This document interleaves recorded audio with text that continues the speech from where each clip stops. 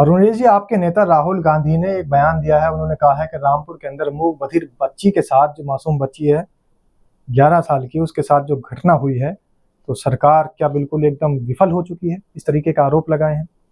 देखो, निश्चित तौर पे जो आज की घटना है ये बहुत ही ज़्यादा शर्मिंदा करने वाली बात है कि एक तरफ उत्तर प्रदेश के मुख्यमंत्री जी ये कह रहे हैं जीरो टॉलरेंस की सरकार है, बहन बेटियों के पूरे सम्मान का ध्यान रखा जाता है।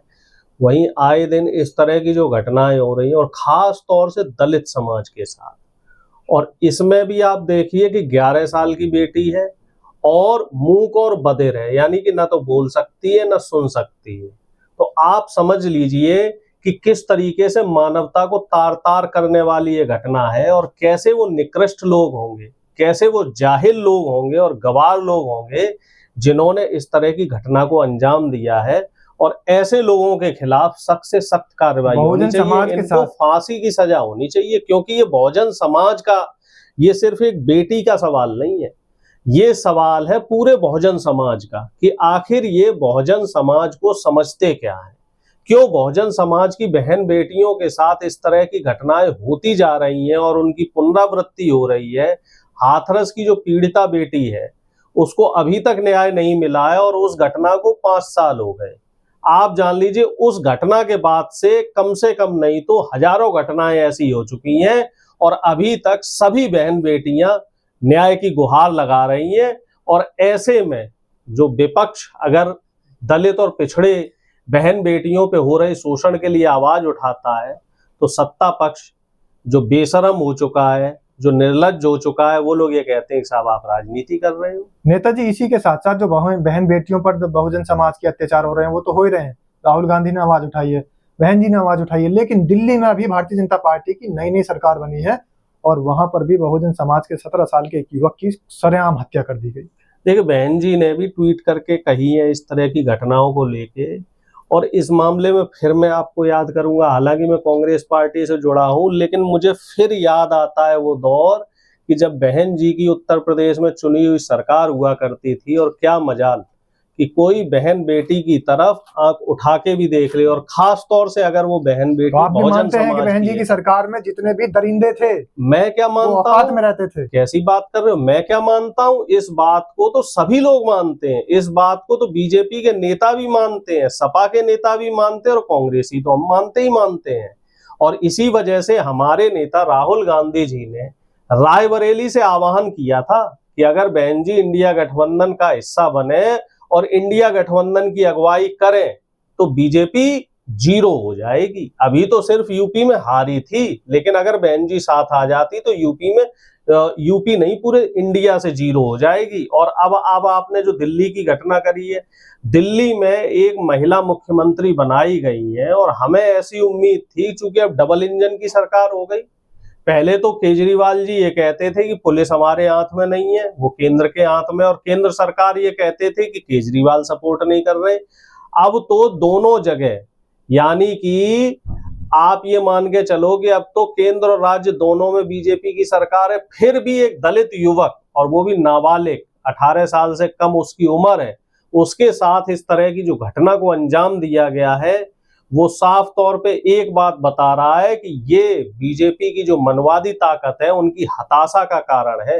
हताशा और निराशा है कि दिनों दिन हमारे जो बहुजन समाज के लोग हैं वो संविधान को समझ रहे हैं, संविधान के महत्व को समझ रहे हैं, अपने हक हकूक के लिए सड़कों पे लड़ रहे हैं। इसलिए बहन बेटियों के साथ और हमारे दलित और बहुजन युवाओं के साथ इस तरह के अत्याचार की घटनाएं आ रही है। अब इसमें भूमिका बन जाती है हम सब लोगों की कि हम सब लोगों को इस अत्याचार पे चुप नहीं बैठना है, सरकार से सवाल करना है, और अगर सरकार नहीं सुन रही है तो बड़ा आंदोलन खड़ा करना है। इस तरीके से किसी भी बहन बेटी और भाई की जो आहुति दी जा रही है इस मनवादी ताकत के लोगों के द्वारा, उसको जाया नहीं जाने देना है। भारतीय जनता पार्टी के नेता, उत्तर प्रदेश के उप मुख्यमंत्री, वो तो आपको सांपनाथ बता रहे हैं, सपा को सांपनाथ बता रहे हैं, आपको नागनाथ बता रहे हैं, और बहन जी को उन्होंने कालिया नाग बता दिया। वो बदजुबान आदमी है, वो ऐसा व्यक्ति है, उसको खुद बीजेपी ने मुख्यमंत्री नहीं बनने दिया। वो तो ऐसा व्यक्ति है, वो तो क्या कहते हैं, कालिदास है, जिस डाल पे बैठता है उसी डाल को काट रहा है। उसको बहुजनों ने नेता बनाया, सिर्फ इस वजह से बनाया कि शायद बीजेपी में ये कल्याण सिंह जी की तरह बड़े नेता बने। लेकिन ऐसे व्यक्ति का आप क्या कीजिएगा कि जो बहुजन समाज के नेताओं का ही अपमान करते हैं, जो बीजेपी का स्लीपर सेल बने हुए बैठे हैं।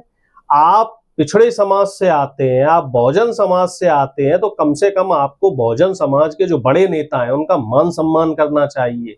आपको वोट देकर संसद में और विधानसभा में बीजेपी से अगर पहुंचाया है तो बहुजन समाज के लोगों ने ही तो पहुंचाया है। तो ऐसे बहुजन नेता, मैं ये मान के चलता हूं कि आस्तीन के छुपे हुए सांप हैं। इन वो तो आपको आस्तीन सांप के बता रहे हैं। सांपों को नहीं हम कह सपा रहे को हैं आपसे, सांपनाथ, कांग्रेस को नागनाथ, अरे, बसपा को कालियानाग। अगर वो इतने बड़े बहुजन हितैषी हैं तो उत्तर प्रदेश में जो 69,000 शिक्षकों की भर्ती हुई और जो यूपी पुलिस में जो भर्तियां हो रही हैं उसमें जो पिछड़ों और दलितों के साथ हक हकूक की मारामारी हो रही, हजारों सीटों पे घोटाला हो रहा है, उसमें कुछ बोलते क्यों नहीं है? उनके तो आवास के बाहर भी युवाओं ने कई साल प्रदर्शन किया और ये लोग ये क्या कर रहे हैं? ये सिर्फ सत्ता की मलाई खा रहे हैं। अरे शर्म आनी चाहिए डिप्टी सीएम साहब आपको। इस तरह की आप हिमाकत करेंगे, बहन जी के लिए इस तरह से बोलेंगे, अखिलेश जी के लिए बोलेंगे, राहुल जी के लिए बोलेंगे? शर्म कर लीजिए। इस बार तो आप विधानसभा हारे हैं और विधान परिषद से पहुंचे हैं।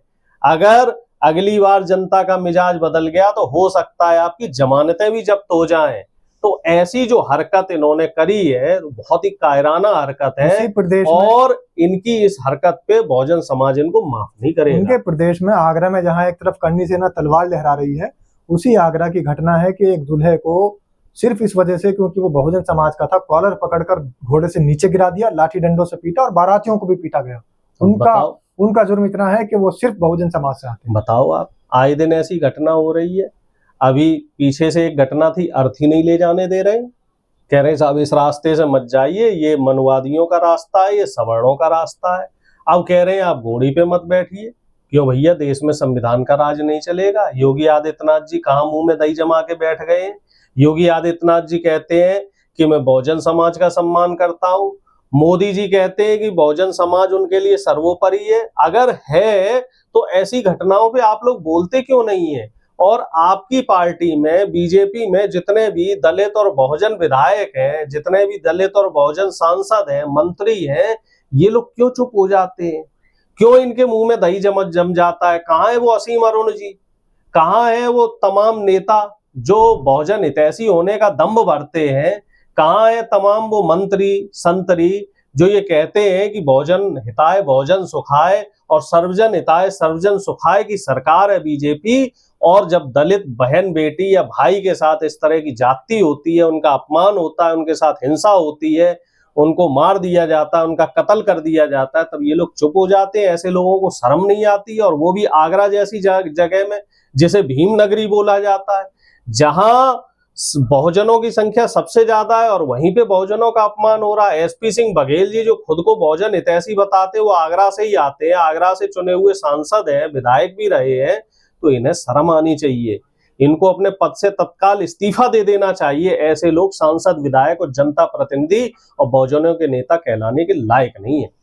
चलिए, बहुजन कहलाने के लायक है या नहीं ये तो फैसला जनता करेगी। और बहुजन समाज के हमारे जितने साथी दर्शक हैं उनसे अपील है कि कमेंट के माध्यम से जरूर बताएं कि आखिर कांग्रेस नेता अरुणेश यादव की बातें उनको कैसी लगती हैं। धन्यवाद। जय भीम, जय संविधान। जय संविधान।